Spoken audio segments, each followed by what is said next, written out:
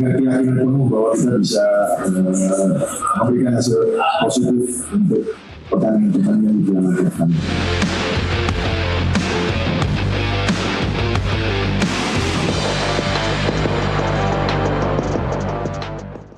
Kembali di NTV Dialog Prime, pemirsa. 30 tahun bukanlah waktu yang sebentar bagi pendukung Timnas Indonesia yang dahaga akan tahta tertinggi sepak bola Asia Tenggara. Dan pertanyaan besarnya adalah, mampukah Timnas Garuda memutus kutukan dan merebut Piala AFF 2026? Kita akan bahas bersama dua narasumber Dialog Prime edisi hari ini. Di studio sudah hadir analis sepak bola M. Kusnaini alias Bungkus, dan dari Tangerang, Banten kita juga tersambung dengan pemain Timnas Indonesia periode 2010-2011 Octavianus Maniani. Kita sapa para narasumber, Bungkus dan Bung Okto. Nela. Halo, selamat sore. Bung Okto sudah bergabung ya? Sudah bergabung, Nela. Oke, Bungkus, gimana nih kita melihat penilaian secara objektif mengenai komposisi 26 pemain pilihan pelatih di Timnas Indonesia saat ini? Iya, ini memang bukan menggambarkan kekuatan Indonesia yang sebenarnya ya, karena kita tahu bahwa beberapa pemain tidak bisa hadir karena alasan yang tentu kita sudah tahu. Ini bukan turnamen dalam kalender FIFA sehingga tidak mendapatkan izin dari klubnya. Paling akhir bahkan sangat disayangkan Justin Hubner yang sangat diharapkan bisa memperkuat lini belakang, ternyata juga akhirnya tidak bisa datang. Saya pikir ini bukan menggambarkan kekuatan kita yang sesungguhnya, tapi meskipun dengan kekuatan yang bisa dibilang hanya 60%, jika dibanding negara-negara tetangga sebetulnya kekuatan kita masih cukup bagus. Ya memang sekarang ada beberapa tim yang levelnya jadi sangat dekat ya, seperti Vietnam, Malaysia, Thailand itu sekarang jadi sangat dekat. Kalau Indonesia full tim mereka masih di bawah kita, tapi karena Indonesia hanya 60-70% kekuatan terbaik, jadi levelnya mereka hampir sama dengan kita sekarang. Oke, Bung Okto, melihat dari pengalaman Anda dulu di lapangan ya, seberapa padu sih kombinasi pemain senior dan juga debutan di skuad saat ini, Bung Okto? Saya lihat bahwa ya dari astaga. Ya, dilanjutkan, Bung Okto. Saya melihat bahwa dengan paduan ini semoga-moga dengan komposisi yang sudah diharapkan oleh partner sehingga mungkin bisa mengatasi dengan Piala AFF ini bisa menjadi apa yang kita harapkan. Sekali seperti itu yang bisa saya sampaikan.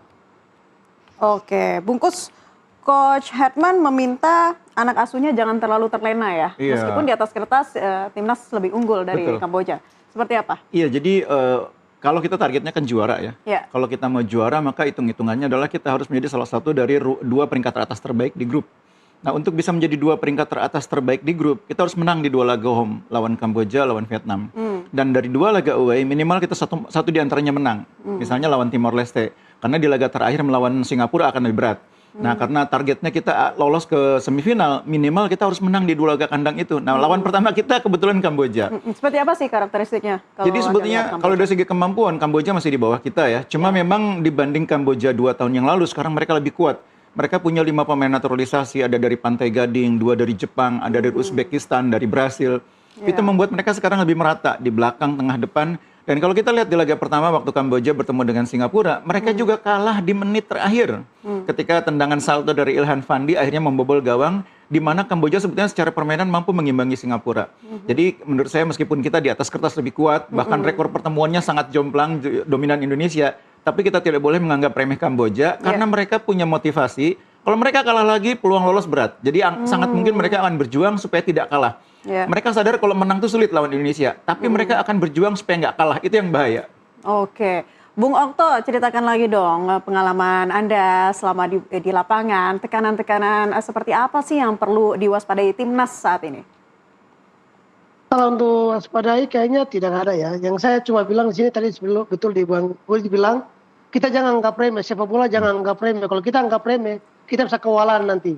Apalagi kalau untuk kita bilang gerak sifat kita kan memang kita di atas. Cuma sekarang yang tadi dibilang karena Kamboja ini dia mulai tampil di tahun-tahun akan datang ini, dia sangat luar biasa dengan komposisi pemain mereka. Saya kira seperti itu yang bisa saya sampaikan. Untuk para pemain muda dan juga debutan, pesannya seperti apa Bung Okto ketika tampil di lapangan mengenakan identitas Garuda? Kalau itu bisa salah satu motivasi mereka bahwa bisa tampil untuk Indonesia, untuk bermain yang terbaik untuk Indonesia. Karena setiap pemain pasti punya kerinduan ya, membuat kerinduan untuk bisa bermain yang baik untuk bisa mengarai kemenangan ini untuk partai selanjutnya. Jadi pemain-pemain pasti punya motivasi tersendiri lah. Saya kira seperti itu sih. Oke, Bungkus sekarang kita bahas dari lini per lininya ya. Catatan Anda seperti apa? Kita mulai dulu dari lini belakang ya. Kemungkinan diisi oleh duet Rizky Ridho, Shane Patinama dan juga ada back tengah seperti itu. Bagaimana melihat pertemuan ini? Iya, kalau melihat dari beberapa hasil latihan, uji coba, memang ada kemungkinan Coach Sherman itu akan bermain dengan formasi 4-2-3-1. Tapi sebelumnya dia juga sering bermain dengan formasi 3-4-3. Dan kalau kita lihat dari 8 pemain yang belakang dipanggil, itu ada 5 yang posisinya center back. Artinya tidak mustahil Coach Sherman akan bermain dengan formasi 3 di belakang. Nah, kalau 3 di belakang, sangat mungkin sentralnya itu nanti Jordi Amat misalnya ya. Kemudian di kanan ada Rizky Ridho, di kiri bisa Shane Patinama. Tapi bisa juga bergeser menjadi Rizky Ridho yang di tengah, kemudian di kanannya ada Sandy Walsh, di kirinya Shane Patinama. Tidak mustahil juga ada Brian Fatari di sana. Ini 3 pemain yang menurut saya karakternya cukup baik untuk mendukung Rizky Ridho, karena mereka punya kecepatan, duel bola atasnya bagus. Yang penting itu saya pikir kecepatan mereka harus diimbangi juga dengan permainan kolektif. Karena pertahanan semata hanya mengandalkan 3 bek tengah tentu akan sulit. Nah, saya nggak tahu apakah nanti akan bermain dengan formasi 3 atau 4. Yang jelas kalau kita bermain dengan 3 di lini belakang, 3 pemain itu yang paling berpeluang. Tapi kalau kita bermain dengan formasi 4 di belakang, maka duet utamanya kemungkinan besar adalah Rizky Ridho yang akan berduet dengan Jordi Amat atau dengan Sandy Walsh. Kemudian di kanan ada kemungkinan akan diisi oleh pemain-pemain yang punya karakter menyerang ya. Mungkin pilihan-pilihannya lebih terbatas ya, karena Sandy Walsh ini akan sangat mungkin digeser juga jadi bek kanan dalam formasi 4. Dan di kiri kita masih punya banyak pilihan, ada Shane Patinama, ada Donitri. Jadi di kiri ini variasinya akan lebih banyak dibanding di kanan. Oke, kalau di lini tengah ya, sekarang diprediksi mengandalkan kombinasi ada Tom Hay, Ivar Jenner. Nah, ini diharapkan mampu juga menguasai permainan sekaligus menyuplai bola-bola matang lini depan ya, Bungkus. Iya, kita sudah melihat dalam beberapa pertandingan termasuk uji coba, Maklok ini selalu menjadi pemain yang diandalkan gitu ya. Jadi kuncinya akan ada di Maklok yang mungkin akan berduet dengan Tom Hay. Jadi ada kombinasi antara pemain yang punya karakter bertahan, karakter kuat di bertahan dan karakter kuat di menyerang. Jadi Maklok yang akan menjadi penjaga keseimbangan, Tom Haye yang akan mengatur permainan. Nah, kalau kita bermain dengan formasi 4 di tengah, maka 2 pemain ini. Di kiri nanti akan ada Donitri, di kanan ada Sandy Walsh. Tapi kalau kita bermain dengan 3 nih, maka Maklok akan menjadi pivot di posisi nomor 6. Di sebelahnya ada 2 pemain. Yang pertama ada Tom Haye, yang satunya lagi kemungkinan Kadek Agung atau Ivar Jenner. Kalau dari segi karakter bermain, mungkin akan lebih ideal kalau dua-duanya jangan tipe pengatur serangan. Satu pengatur serangan, satu pekerja. Nah, Kadek Agung itu yang punya peran sebagai pekerja. Nanti Ivar Jenner bisa bergantian perannya dengan Tom Haye sebagai pengatur serangan. Maklok tetap menjadi penjaga keseimbangan. Oke, kita ke sektor serang ya. Ada Ragnar Oratmangun, kemudian berpeluang nih sepertinya ya. Tampil sejak menit awal bersama Beckham Putra Nugraha. Ujung tombak potensial dipercayakan kepada striker muda Michel Becker. Ya, seperti apa? Betul, dalam beberapa uji coba pun terlihat Coach Herman lebih percaya kepada Becker ketimbang Jens Raven ya. Ini pilihannya kan sekarang tinggal 2, Becker atau Raven. Dua-duanya pemain muda, dua-duanya sebetulnya masih minim pengalaman. Karena tidak ada Ole Romani, Sananta juga tidak dibawa. Jadi kalau kita bermain dengan pemain seperti Becker yang punya karakter sebagai finisher, sebagai target man, maka yang paling penting itu kita 2 pemain di sampingnya, sayap kiri dan kanan, itu pekerja. Pekerja yang mampu memberikan pasokan bola-bola matang. Nah, pemain itu, karakter seperti itu ada dalam diri Oratmangun, ada dalam diri Beckham Putra. Tapi jangan lupa kita juga punya pemain-pemain alternatif yang cukup bagus ya. Di kiri ada Eliano, di kanan ada Ryan Hanan. Jadi memang di tim ini menurut saya karakternya cukup lengkap ya. Ada yang punya kemampuan sebagai pendobrak, ada yang punya kemampuan sebagai pengatur serangan, ada yang punya kemampuan sebagai pemain yang main dari second line, yang banyak memanfaatkan second line. Jangan lupa kita masih punya Marcelino, yang mudah-mudahan kondisinya cukup bugar untuk bermain di laga ini. Tapi Becker ini menjadi debut pertamanya ya? Iya, dan ini menarik ya, debut pertama menjadi langsung starter, karena memang pilihannya tidak banyak. Nah, yang menarik kita ini kalau main dengan Becker ini kan tingginya hampir 2 meter ya. Salah satu pemain paling tinggi di tim kita ya. Artinya dia punya kelebihan dalam duel bola atas. Sekarang perhatikan waktu Kamboja lawan Singapura. Babak kedua, Singapura tuh hampir memenangkan seluruh duel bola atas lawan Kamboja, terutama di area pertahanan lawan. Nah, kalau Indonesia mau memanfaatkan postur Becker, maka kita harus punya pemain-pemain sayap yang bagus crossingnya. Dan itu tidak harus 3 pemain yang di depan. Dua fullback kita, kalau misalkan Sandi main di kanan, Donitri di kiri, itu harus berani early crossing. Jadi begitu mereka masuk ke area pertahanan lawan, nggak perlu nunggu sampai garis, berani early crossing supaya backer punya kesempatan untuk duel bola atas. Oke, kita tanyakan juga ke Bung Okto ya, melihat gambaran secara garis besar nih, Bung Okto, formasi yang kurang lebih nantinya akan dipasang oleh Coach Hetman. Seperti apa sih kalau Bung Okto melihatnya? Iya, yang tadi disampaikan sudah sangat jelas ya. Kalau kita harus memanfaatkan dari second wing, karena kita punya posturnya tinggi. Jadi kita bisa bermain dari wing-wing, sehingga early cross atau crossing itu sangat membantu untuk kita bisa finishing yang bisa menjadi target goal seperti itu. Itu yang mungkin saya sampaikan. Oke. Sudah jelas tadi disampaikan. Oke, Bungkus. Jadi kalau melihat Kamboja dari formasi yang dipasang oleh Kamboja ini kemungkinan 4-4-2, betul? Iya, betul. Nah, seperti apa yang harus diwaspadai oleh kita? Betul, mereka kemarin juga waktu lawan Singapura bermain 4-4-2 dengan dua pemain naturalisasi di depan. Ada Abdelkader Kolibali yang menjadi target man, kemudian ada Bento. Ini dua pemain yang saling mengisi ya. Kolibali ini tipikal sebagai petarung di posisi nomor 9, tipikal striker yang berani berduel, berani merebut bola. Sementara Bento akan menjadi penyuplai bola-bolanya. Nah, ini yang harus diwaspadai oleh pemain-pemain kita di lini pertahanan karena dua pemain ini ulet, fighting spiritnya bagus. Ditambah lagi di tengah itu mereka punya pemain dari Jepang ya, Yudai, yang kemampuan bertahannya juga cukup bagus.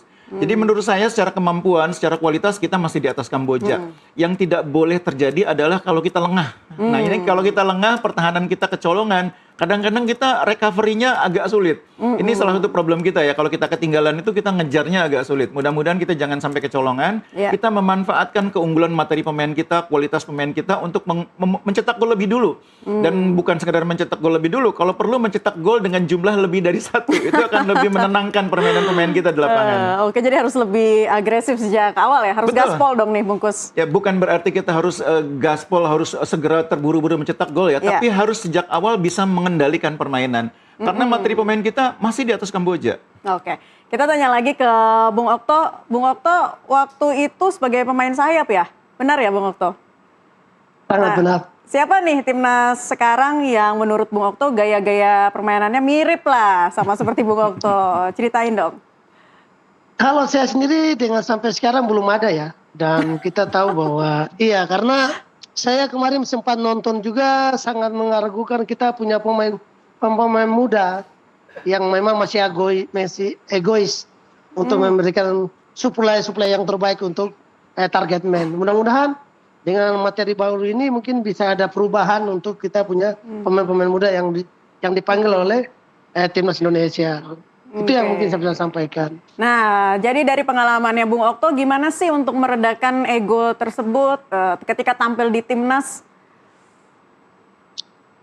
Kalau kita bicara tim, karena tim itu sangat penting, sehingga memang ada peluang-peluang yang memang harus dikasih, jangan main individu, sehingga harapan yang kita harapkan bisa mencetak gol pertama itu bisa terwujud. Saya kira seperti itu sih.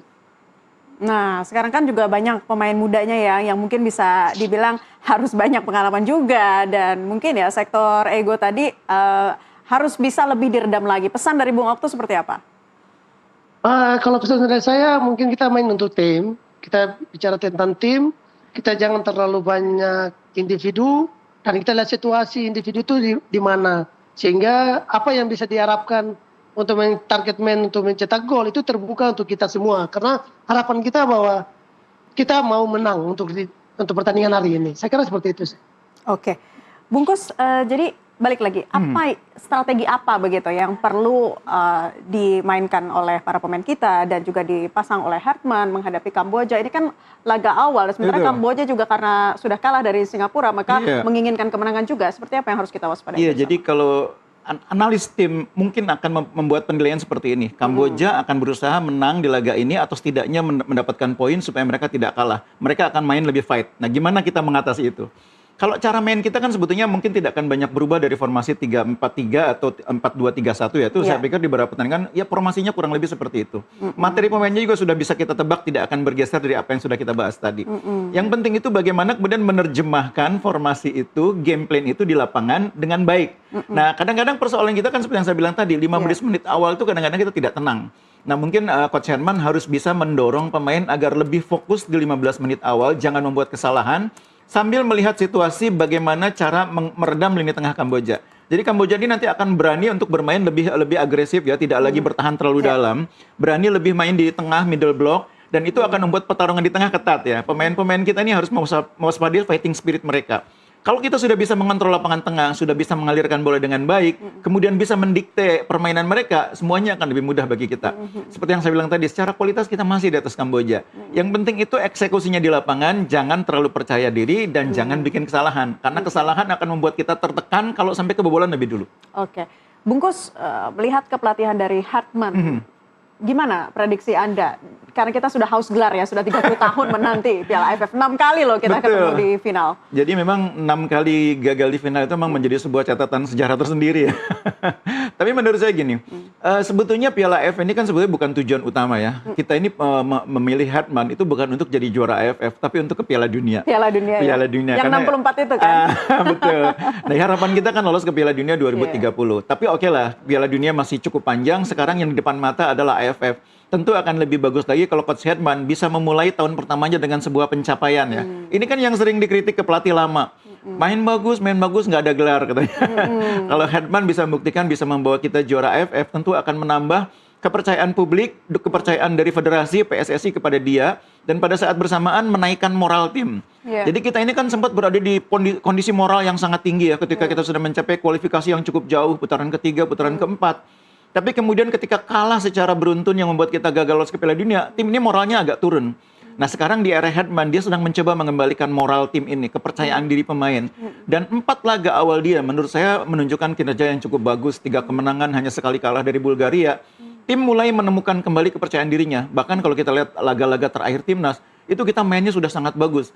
Saya bahkan mengatakan bahwa Timnas ini sebetulnya mainnya udah di level minimal 8 besar Asia dari secara main ya. Sayang memang kita waktu itu ketika di kualifikasi putaran keempat justru timnya agak menurun performanya. Kalau performanya seperti kemarin di laga 4 pertandingan pertamanya Hartman, kita sebetulnya punya peluang untuk lolos ke Piala Dunia kemarin. Wah, sebetulnya ya, tapi itu sudah lewat. Kita tunggu ya nanti 2030. Tapi Bung Okto, coba jelaskan lagi dong apa yang disampaikan oleh Bungkus. Gimana sih menerjemahkan gameplay dengan baik, terutama di menit-menit awal nih, supaya kita juga tentunya bisa bermain lebih tenang gitu. Kepercayaan diri boleh, tapi tadi bilang Bung Gus bilang jangan terlalu confident. Jadi ketika kita bermain dengan tim, pasti kolektif tim itu akan rapi, dan dari sisi yang sudah diberikan oleh Coach Hartman sendiri untuk taktiknya, mudah-mudahan malam ini bisa berjalan sesuai dengan harapan kita. Seperti itu sih yang bisa saya sampaikan. Oke, kalau Bung Okto sendiri pandangannya terhadap kepelatihan timnas saat ini seperti apa, Bung Okto? Terhadap Coach Herman tentunya. Coach Herman ini kan baru menjadi direktur timnas Indonesia. Saya mudah-mudahan dengan kesempatan ini dia bisa membuktikan bahwa langkah-langkah untuk 2030 akan terlihat dari sekarang. Mudah-mudahan dengan kepelatihannya ini, mudah-mudahan bisa membawa harapan untuk AFF untuk bisa menjadi juara. Itu yang mungkin saya bisa sampaikan. Oke. Bungkus, karakteristik pemain timnas saat ini melalui racikan Hartman, seperti apa Anda melihatnya? Mereka sudah punya cukup mental yang mumpuni untuk tampil di Piala AFF sekarang. Kita bicara dulu soal karakter bermainnya Herman. Jadi sebagai pelatih sejak dia menangani Kanada, dia menyukai pemain-pemain yang mau bekerja untuk tim ya. Mau bekerja secara kolektif, mau melakukan pressing, tidak hanya istilahnya tidak terlalu banyak mengandalkan permainan individu. Dia suka pemain seperti itu. Jadi artinya kalau pegang bola, dia pemain nggak terlalu lama pegang bola, tapi banyak main kombinasi. Dan itu tercermin di laga-laga kemarin waktu pertandingan FIFA Matchday ya. Nah, pemain-pemain sekarang dituntut untuk lebih cepat mengalirkan bola. Lebih cepat menemukan ruang-ruang kosong yang bisa dimanfaatkan oleh striker kita. Sayangnya memang skema yang sudah bagus itu kemarin terjadi ketika kita pakai strikernya oleh Romani. Nah sekarang strikernya berbeda, cara mainnya akan berbeda. Nah ini menurut saya sekarang tantangannya adalah pemain-pemain beradaptasi dengan pemain depan yang berbeda. Jadi kalau belakang ke tengah itu praktis nggak banyak perubahan ya. Tapi di depan itu cara mainnya harus sangat berbeda karena kita mengandalkan striker yang berbeda. Gaya main oleh Romani dengan gaya main Raven, dengan gaya main Becker itu sangat berbeda. Nah ketika kita bermain dengan tipe striker seperti Becker, maka dia tidak akan terlalu banyak bergerak keluar kotak penalti. Dia akan lebih banyak menunggu di kotak penalti. Nah pemain-pemain yang lain harus pintar mendapatkan celah supaya bisa mengirim umpan matang. Beda dengan Ole bisa menjemput bola dari tengah, bisa mengolah sendiri, berkombinasi dengan Ragnar, berkombinasi dengan Beckham, one to touch, menciptakan situasi kemelut dan akhirnya dia bikin gol. Kalau Becker enggak, gaya mainnya enggak gitu. Jadi pemain-pemain yang di tengah, kalau katakanlah kita bermain dengan 2 gelandang, kemudian ada 2 wing, itu harus pintar berkombinasi, membuat Becker ini mendapatkan ruang, mendapatkan umpan. Jadi cara main yang berbeda itulah sekarang tantangan bagi timnas kita di laga pertama. Kalau di laga pertama itu berhasil, mereka menemukan cara yang tepat, mungkin akan lebih berkembang lagi di laga kedua lawan Timor Leste, laga ketiga lawan Vietnam dan seterusnya. Oke, kita bergabung di grup A ya, ini Iya, bersama betul. Vietnam, Timor Leste dan juga Singapura. Nanti Betul. kekuatannya akan seperti apa kalau Bungkus melihatnya? Gini, jadi kita punya pengalaman 2024 itu, kita termasuk tim yang kuat, tapi gagal lolos dari fase grup. Kita kalah waktu itu di pertandingan terakhir lawan Filipina 0-1. Kita kalah dari Vietnam juga. Nah, dari pelajaran 2024 itu ada satu hal yang paling penting. Jangan mengandalkan hasil akhir nanti di laga penutup, di laga keempat. Jangan di situ, karena itu sangat berisiko. Nah, kalau bisa 3 laga pertama itu sudah memberi kepastian kita lolos sebagai 2 besar. Entah itu sebagai peringkat pertama atau kedua. Itu artinya kan seperti yang saya bilang tadi, 2 kali menang home, 1 kali menang away di kandang Timor Leste. Sehingga di pertandingan terakhir lawan Singapura, di kandang Singapura yang cukup kuat. Singapura itu adalah semifinalis turnamen sebelumnya, 2024. Jadi kita datang ke Singapura itu tidak ada beban harus menang. Kita sudah memastikan tiket, atau kalau bisa kita sudah jadi juara grup ya. Jangan milih lah nanti di grup sebelah runner up-nya siapa, juaranya siapa, udah nggak usah milih, kita hadapi siapapun. Nah, kita datang ke Singapura dengan status sudah lolos, itu akan membuat kita bermain di Singapura lebih tenang. Itu memang semua di atas kertas. Itu di atas kertas. Kita bisa berbicara di atas kertas bisa ya. seperti itu. Tapi seperti yang saya bilang tadi, secara kualitas kita punya. Kita di atas Kamboja, kita di atas Timor Leste, kita di atas Singapura. Mungkin dengan Vietnam yang agak imbang dengan materi yang ada sekarang ya. Karena itu menurut saya, kunci yang paling krusial nanti adalah ketika kita berhadapan dengan Vietnam. Kita harus menang. Nah, supaya di laga melawan Vietnam kita harus bisa menang, kita harus membentuk permainan tim dulu, udah jadi nih. Lawan Kamboja terbentuk, lawan Timor Leste away berhasil di-maintain, lawan Vietnam kita sudah jadi sebagai tim. Sehingga melawan Vietnam di kandang sendiri kita masa nggak bisa menang dengan performa yang sudah menanjak itu. Oke. Bung Okto, silakan ditambahkan dong bagaimana sih optimisme kita berada di grup A ini? Kalau saya sendiri yang tadi dibilang Bung Gus itu bahwa kita harus menang 2 laga atau 3 laga. Sehingga kita tidak berharap kepada tim yang lain. Sehingga kita sudah menentukan bahwa kita sudah lolos ke fase berikutnya. Mudah-mudahan malam ini kita mendapatkan hasil maksimal. Itu yang bisa saya sampaikan. Terima kasih. Oke. Bungkus, terakhir deh.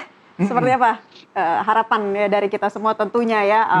Permainan yang ditunjukkan Indonesia tampil semaksimal mungkin. Ya kalau bisa memang ya harus kita bisa mendapatkan juara Piala AFF tahun ini. Iya, tanpa bermaksud meremehkan Kamboja ya Naila. Dalam sepak bola itu kan 11 lawan 11 juga pada akhirnya ya. Tanpa bermaksud meremehkan Kamboja, kualitas Indonesia masih di atas Kamboja. Nah, yang bisa menjadi yang bisa membuat hasilnya tidak seperti kita perkirakan itu kalau kita bikin kesalahan yang tidak perlu, yang akhirnya berujung pada masalah di 15 menit pertama. Mudah-mudahan tidak terjadi, kita bisa bermain rapi, bisa bermain disiplin, sesuai skenario kita bisa unggul lebih dulu, dan akhirnya mempertahankan keunggulan. Nah, kalau itu bisa dilakukan, saya pikir kita kesana akan jauh lebih mulus. Jadi Kamboja ini secara kualitas tim, ini bukan lawan yang terlalu berat. Tapi secara mental, ini mental barrier bagi kita. Kalau sudah melewati mental barrier itu, biasanya akan lebih mudah laga-laga selanjutnya. Oke, tadi pertanyaan saya terakhir sebelum jeda azan maghrib. Nanti akan kita lanjutkan lagi, Bungkus dan juga Bung Okto. Dan pemirsa tetaplah di NTV Prime, kami akan jeda terlebih dahulu. Selesai jeda, kami akan kembali sesaat lagi.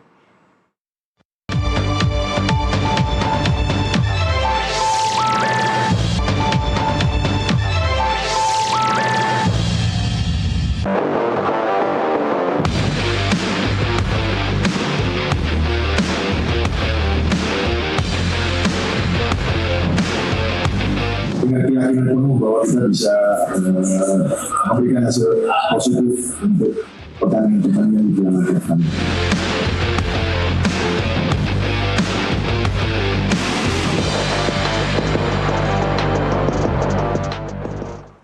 Ayo Garuda, saatnya juara di Asia Tenggara. Masih bersama kami pemirsa di NTV Dialog Prime kali ini, Bung Kusnaini dan juga Bung Okto.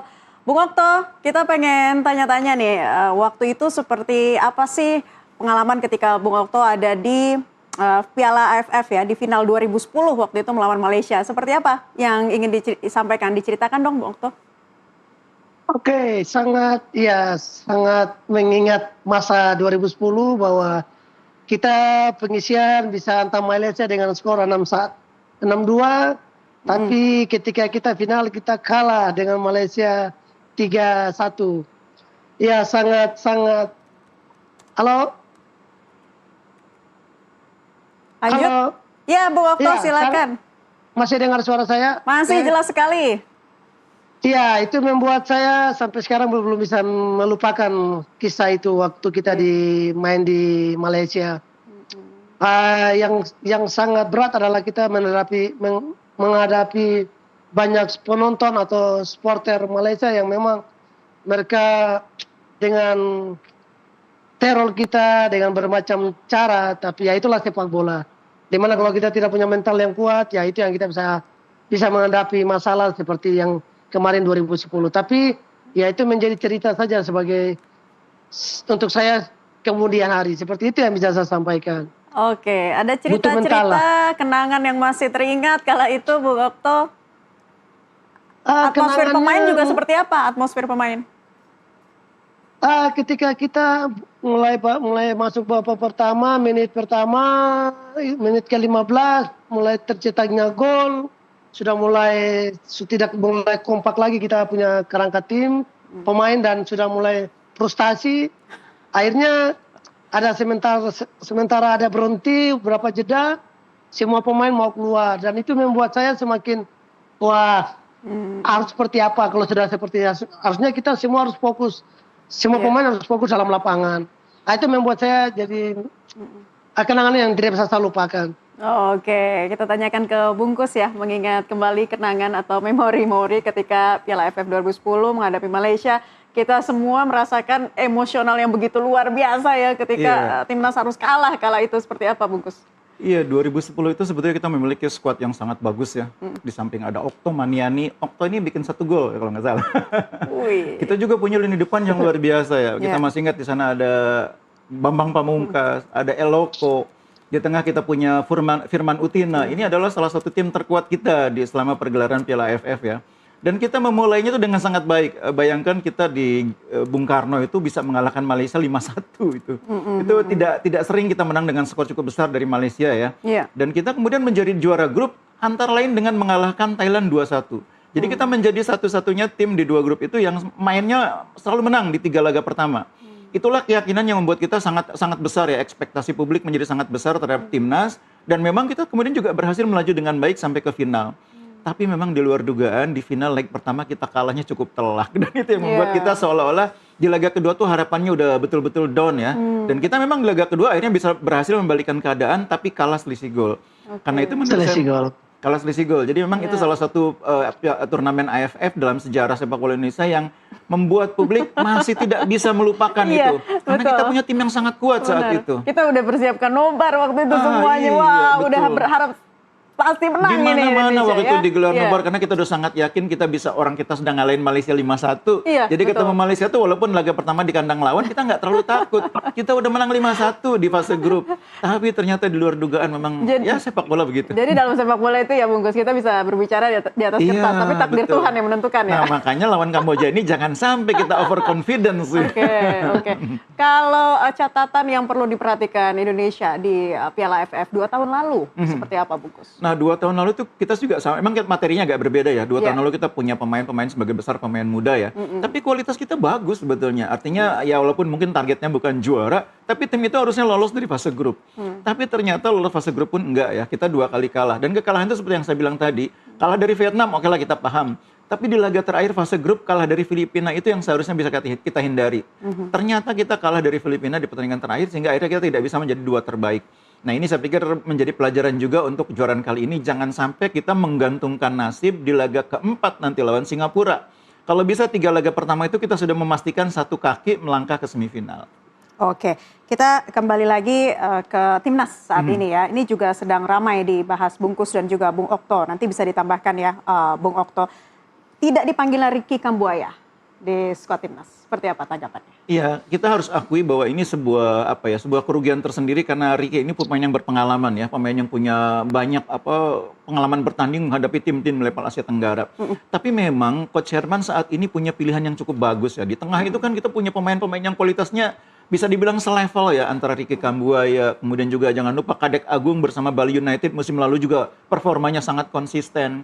Di tengah juga kita masih punya Tom Haye, Ivar Riander juga di Dewa United juga tampil sangat bagus meskipun merupakan debutnya di kompetisi senior ya. Sebelumnya dia banyak bermain di kompetisi akademi. Di level senior dia ternyata juga sangat percaya diri mainnya dan bisa menjadi pemain yang seolah-olah sudah bertahun-tahun berpengalaman main di liga. Jadi memang bagi Ricky Kambuaya ini masalahnya soal ini ya, soal pilihan ya. Pelatih membutuhkan karakter pemain seperti apa. Nah, tampaknya karakter yang dimiliki oleh Ricky Kambuaya dianggap bisa diisi oleh pemain lain. Jadi sama seperti halnya ketika kita punya pemain-pemain pilihan, mau pilih Okto atau Andik Firmansyah. Itu kan cuma soal selera. Kalau pelatihnya pengen yang lebih lincah, mungkin pilihnya Okto. Tapi yang lebih punya kemampuan tendangan-tendangan ajaib, mungkin Andik Firmansyah. Jadi itu soal selera pelatih juga kadang-kadang. Oke, Bung Okto silakan ditambahkan keputusan John Hetman tak panggil Ricky Kambuaya. Seperti apa tanggapannya? Kalau saya sendiri kan kembali kepada kacamata pelatih ya. Dia kan yang racikan materi pemain dan siapapun yang dia panggilkan mungkin itu yang mungkin dia rasa yang terbaik. Mungkin Ricky belum punya kesempatan di tahun ini, tapi untuk tahun akan datang mungkin dia akan punya kesempatan. Saya kira seperti yang bisa saya sampaikan sih. Oke, tadi belum kita bahas tadi dari formasi pemain bungkus kiper Nagio.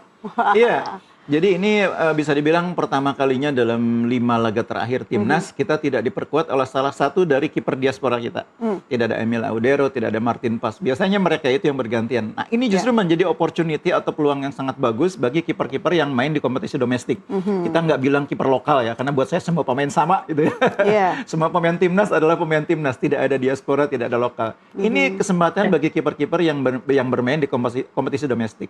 Ada Riyandi, kemudian juga ada Cahya Supriyadi, ada Nadio. Memang harus diakui bahwa Nadio ini yang paling berpengalaman di timnas ya. Jumlah caps-nya dia di atas Riyandi maupun Cahya, apalagi Cahya relatif bisa dibilang masih pendatang baru.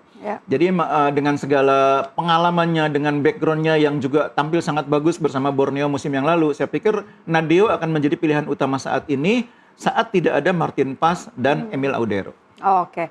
Bung Okto, resep mental yang harus dimiliki para pemain untuk bisa memutus rekor buruk dan bisa mengangkat trofi Piala AFF tahun ini? Kalau saya sendiri, kalau bicara mental, mereka sudah terbentuk mental. Aku tambahkan kepada kita punya pemain-pemain lokal, ini kesempatan untuk mereka. Jangan sampai mereka lengah, karena ini penilaian untuk tahun akan datang.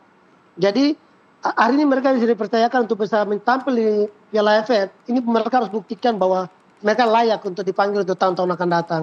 Ya itu yang mungkin saya sampaikan untuk para pemain lokal kita. Saya kira seperti itu sih. Oke, Bung Okto prediksi skornya berapa untuk timnas malam nanti? Sementara malam nanti 3-1. Indonesia 3. Mantap. Ya. Kita harus optimis ya. 3-1 dari Bung Okto, dari Bungkus. Saya berharap kita malah nggak kecolongan gitu. Kalau bisa clean sheet ya hari ini ya. Kalau buat saya 2-0 tuh realistis ya. Meskipun ketika kita sudah unggul 1-0 itu golnya bisa nambah banyak. Tapi 2-0 itulah udah cukup lah buat saya. Oke, terima kasih para narasumber atas perspektifnya sudah bergabung bersama kami di kesempatan NTV Dialog Prime kali ini, Bung Kusnaini dan juga Bung Okto Maniani. Terima kasih sudah hadir. Selamat beraktivitas kembali, Bung Okto. Siap, terima kasih Bang dan terima kasih banyak. Pemirsa, komposisi pemain kita sudah sangat mumpuni. Tinggal bagaimana mentalitas juara itu dijaga hingga menit akhir pertandingan di lapangan. 30 puasa gelar harus berakhir di Piala AFF 2026 ini. Mari bersama-sama kita kawal dan doakan perjuangan timnas Indonesia demi lambang Garuda di dadaku. NTV Prime segera kembali usai jeda. Terima kasih Bungkus.